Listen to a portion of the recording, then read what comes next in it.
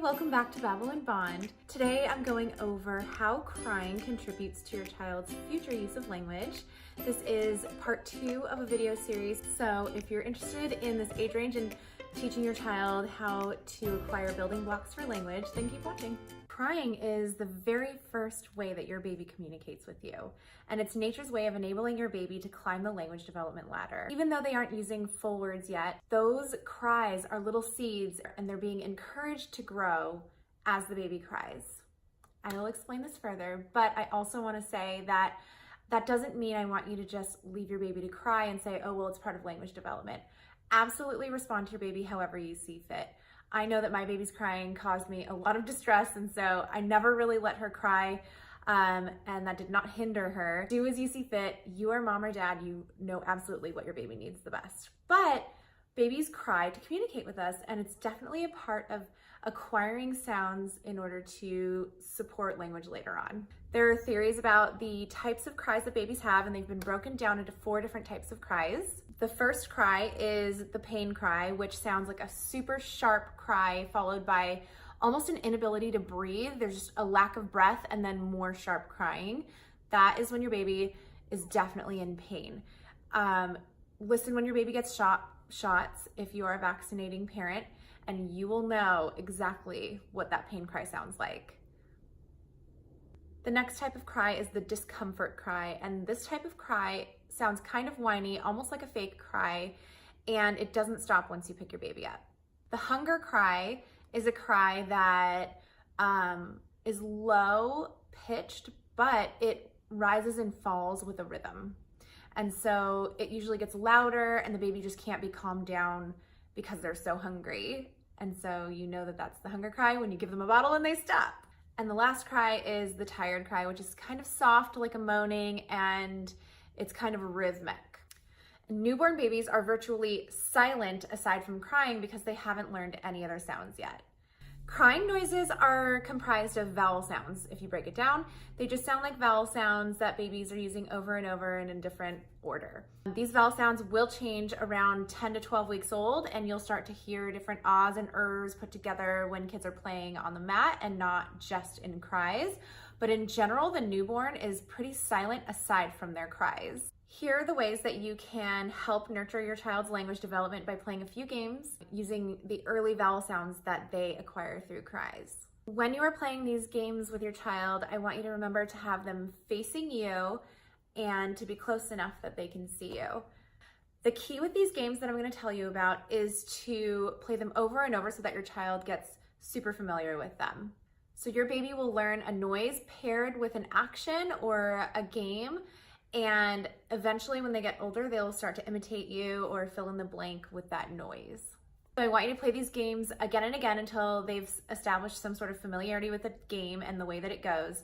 And then once they're familiar with this game or rhyme or whatever you want to call it, then I want you to pause for the grand finale, which will be this vowel sound. And as time goes on, your child will be so familiar and their little neurons would have connected enough and grown enough to be able to support copying you in some way and finishing that routine by themselves. This may take a little while, but once your child realizes that his sounds that come out of his mouth are intentional and meaningful, and that when they make a certain sound that you'll start to do something that's connected to that sound, then they will start to move forward in their process of communication. Okay, the first little thing you can add to your routine is every time you hug your baby, say, ah. You can just say ah or some kind of vowel sound. The one after this says E, but you can also say E, which I like to do with my little girl, and it's turned into something that we do together every time we squeeze. We say squeeze, and it's so fun and so cute, and it's a great way to establish those vowel sounds. You can sit your baby on your lap facing you, and you can bounce them saying wee, and then dip them down and say ooh or whoa, and then bring them back up. You can even label up and down if you feel like it, but the real focus at this stage is the vowel. So you ee or wee, and then ooh or whoa. Sing songs that include lots of vowels. There are 2 in particular that I really like. One is Old MacDonald, obviously, since it has E-I-E-I-O in it. Be sure to sing it really slowly. If you think you're going painfully slow, go a little bit slower. Kids cannot follow along or have the chance to follow along if you go too fast. So use a very slow cadence, like Old MacDonald had a farm, E-I-E-I-O. Over time, as your child gets used to that song, you can pause for the O and maybe they'll fill it in and say O for you. Or they will show you in some way with their body or make a noise with their mouth that they want you to finish the song and that they are really enjoying this interaction.